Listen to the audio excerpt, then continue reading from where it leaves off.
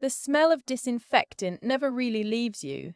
After 8 years working emergency at Vancouver General, it's just background noise, part of who I am, like the way I still check my watch every hour, even on days off, or how I automatically assess every person I meet for signs of distress.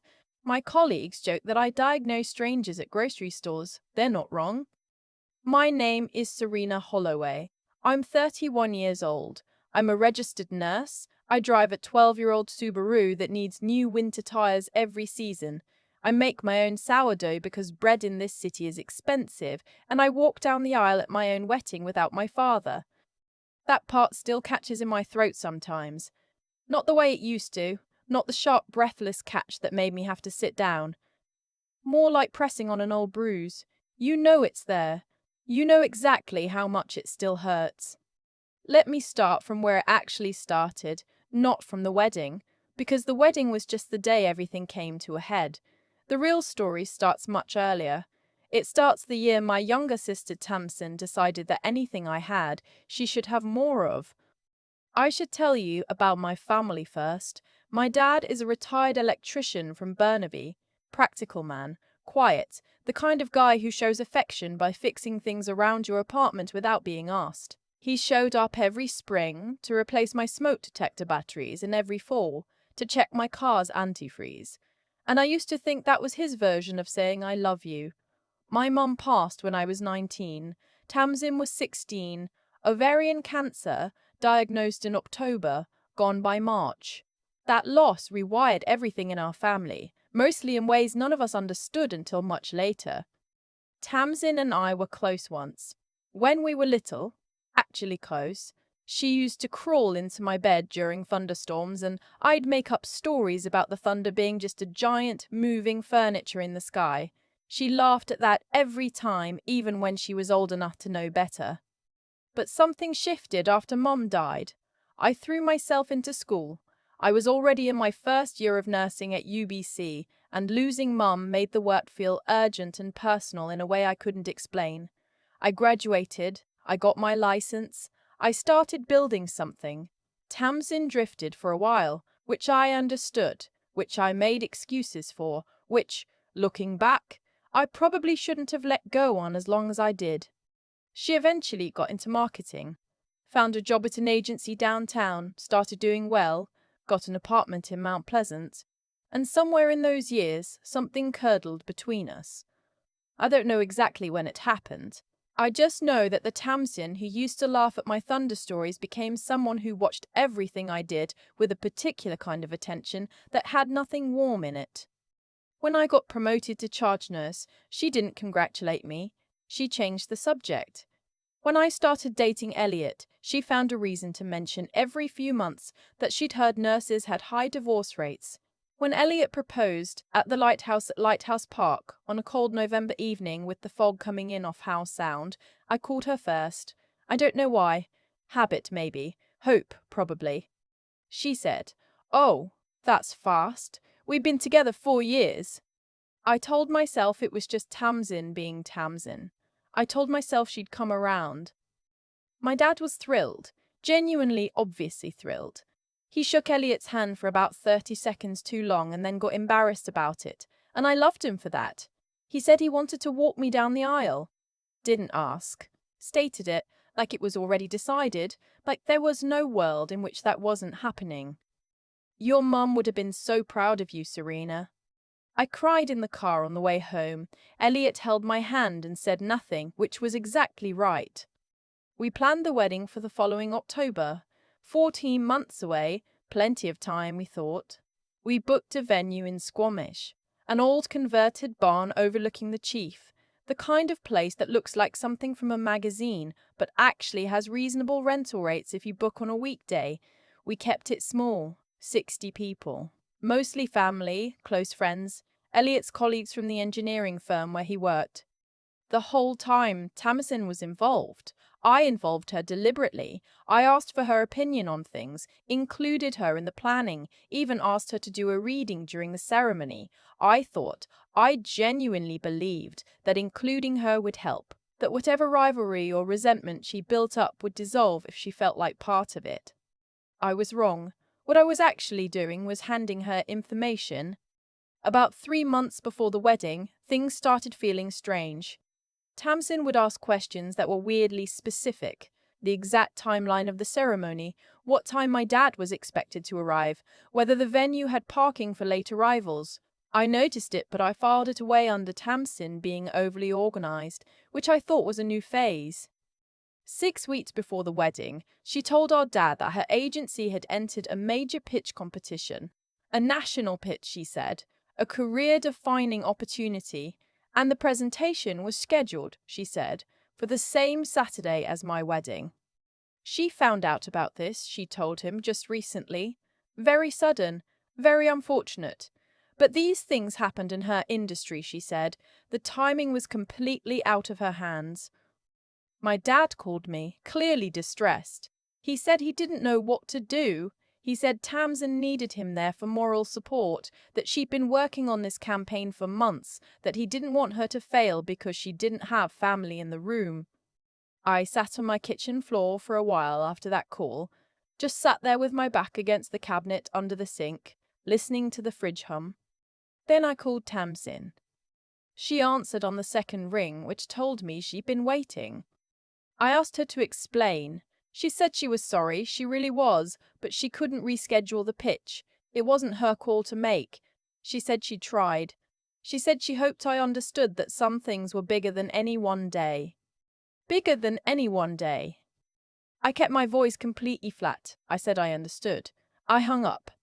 Here's what I knew in that moment, sitting in my kitchen, that I couldn't yet prove. There was no pitch competition. I didn't have evidence yet. I just knew my sister.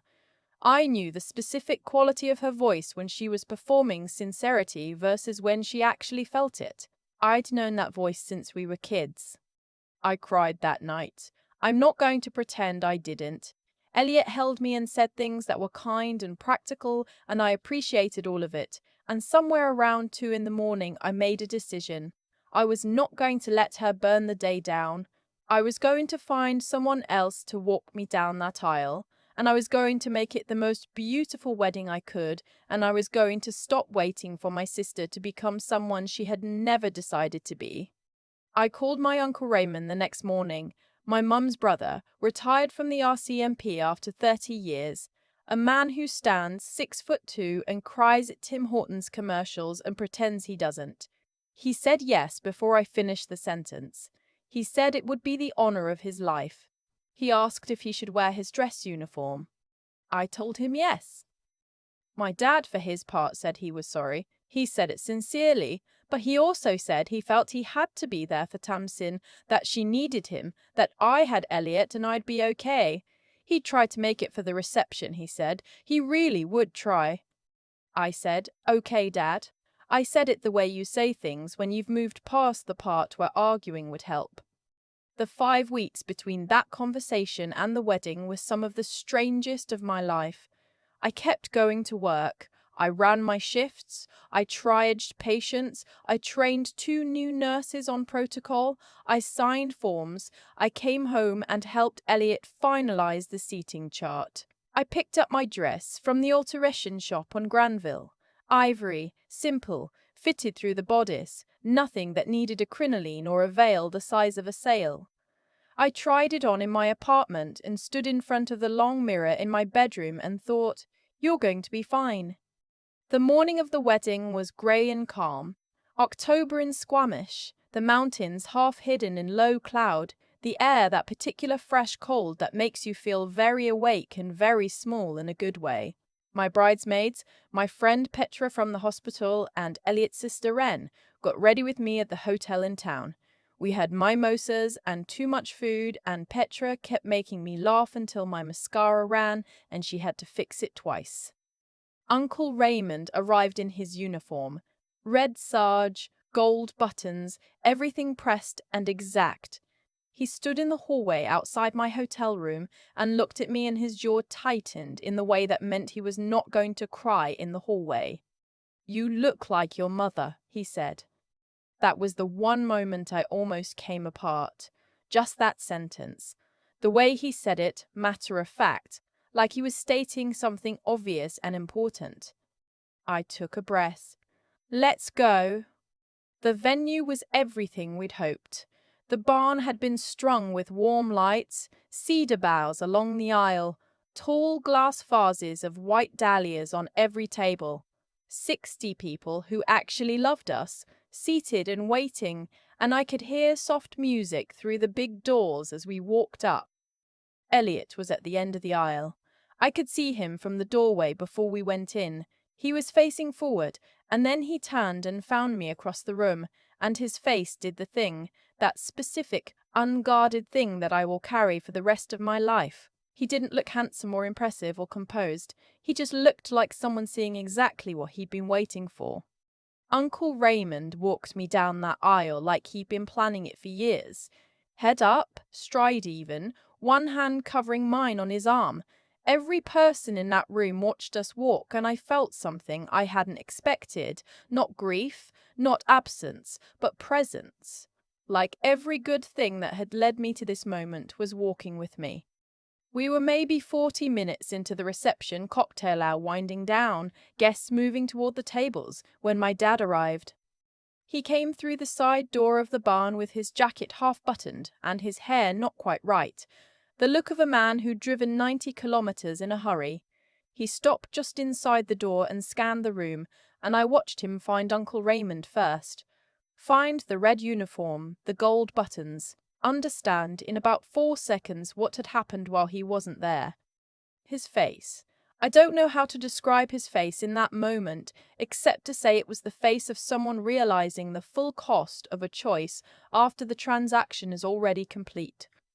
He found me next. I was standing with Elliot near the head table, a glass of sparkling water in my hand. I saw him see me. I gave him a small nod, the kind that says, I see you. We'll talk. But not now. Not tonight. He sat down. He was quiet for most of the reception. Uncle Raymond sat at our family table and told stories about my mom's childhood in Kamloops, and made half the table cry and laugh at the same time, and my dad sat 3 seats down and watched and said very little. Tamsin wasn't there, of course. Now, and this is the part I didn't find out until 2 weeks after the wedding, when a former colleague of Tamsin's reached out to me on Facebook of all places, there had been no pitch competition. The woman who messaged me had worked at the same agency. She said she felt bad and thought I should know. The agency had no national pitch that weekend. There was no competition scheduled. Tamsin had fabricated the entire thing, down to a fake internal memo she'd shown my dad on her phone, a screenshot of something she'd designed herself. I sat with that information for a long time before I decided what to do with it. I didn't call Tamsin in a rage. I didn't forward the message to my dad with a long, burning email attached. I thought about it. Believe me, I thought about it.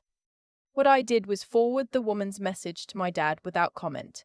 No explanation, no paragraph about how I felt, no list of grievances. Just, here is what I found out. I thought you should know. He called me that evening. He was on the phone for a long time.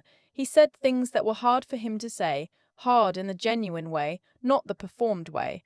He said he'd been letting Tamsin's needs crowd out his obligations to me for years, and he hadn't wanted to see it. He said walking me down the aisle was something he'd never get back. He said he was sorry.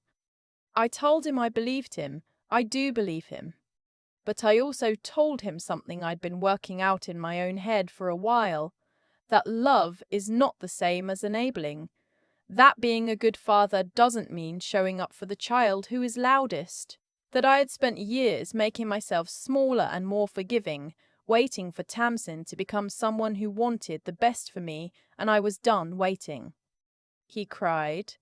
I cried a little too. We stayed on the phone until it was late. My relationship with my dad is different now, not broken. We have dinner every few weeks. He still shows up in April to check my car, but different. Something shifted in how we relate to each other. I stopped performing ease with him. He stopped pretending everything was fine. In some ways, it's more honest than it's ever been. Tamsin and I have not spoken since before the wedding. She sent me a text a month after, 2 sentences that did not contain the word sorry. I read it and didn't respond. I don't feel guilty about that. I used to think not forgiving someone meant you were still carrying them, still giving them space in your chest. I've come to believe that's not always true. Sometimes not forgiving someone is just accurate. Sometimes it's the clearest thing. Uncle Raymond framed the photograph from the ceremony, the one where he's walking me down the aisle in his red sarge, and I'm looking straight ahead toward Elliot, and my chin is up. He hung it in his living room in Kamloops next to a photo of my mum at her nursing school graduation. When I saw that wall for the first time, I stood in front of it for a long moment. The smell of disinfectant fades eventually, so does everything that isn't worth keeping. Elliot and I are expecting our first child in the spring, due in April, right around the time the cherry blossoms come out along West 16th. My dad already offered to come and stay for the first 2 weeks. I said yes. Some promises are still worth making. I used to think the hardest part of that day was walking into the venue without my dad beside me. It wasn't. The hardest part was the months before, carrying the knowledge that someone who shared my childhood had looked at my happiness and decided to dismantle it. That takes something out of you. A particular kind of innocence about family, maybe. The belief that blood is automatically safe. What I've come to understand, sitting with all of it now, is that Tamsin's choices were never really about me. They were about her own relationship with herself, what she believed she deserved, what she couldn't stand to see someone else have. That kind of resentment doesn't start with the person it's aimed at. It starts much closer to home. I can see that clearly now in a way I couldn't when I was in the middle of it. That clarity isn't forgiveness, it's just accuracy. There's something I keep coming back to about Uncle Raymond. He didn't hesitate. He didn't weigh it up or ask what it would cost him socially to step into a situation that wasn't his. He just said yes, and then he showed up in his dress uniform and walked beside me like it was always meant to be him. That kind of integrity, the kind that doesn't need an audience and doesn't calculate the return, is rarer than people admit. I watched him that day and I thought, this is what it looks like when someone has actually figured out what matters. My dad is still working through his part in it. I think that's honest, and I think it's right that it takes time. He made a choice based on incomplete information, yes, but also based on years of a pattern where Tamsin's noise got prioritized over my quiet. Recognizing that pattern in yourself as a parent is not a small thing. I've watched him try. I've watched him actually think before he speaks now, actually ask rather than assume. That kind of self-examination takes courage, not the dramatic kind, the slow, unglamorous kind that happens in ordinary Tuesday evenings when no one is watching. What I learned, what I'm still learning, is that showing up for yourself is not the same as being selfish. I spent years softening my edges so Tamsin wouldn't feel threatened by them. I made myself smaller in dozens of quiet ways, and I called it being kind, and it wasn't. It was just fear wearing the costume of generosity. Real kindness to yourself means knowing what you will not accept, and holding that line even when the people crossing it are people you love. The cherry blossoms on West 16th come out in April, right around when our baby is due. My dad has already booked the time off to come and stay. He'll check the car antifreeze and stack things in the wrong cupboards and apologize for it. We'll have coffee in the kitchen in the morning and talk about things that matter and things that don't. Some things break and mend into something different. Not lesser, just different. Honest in a way they maybe weren't before. I think that's enough.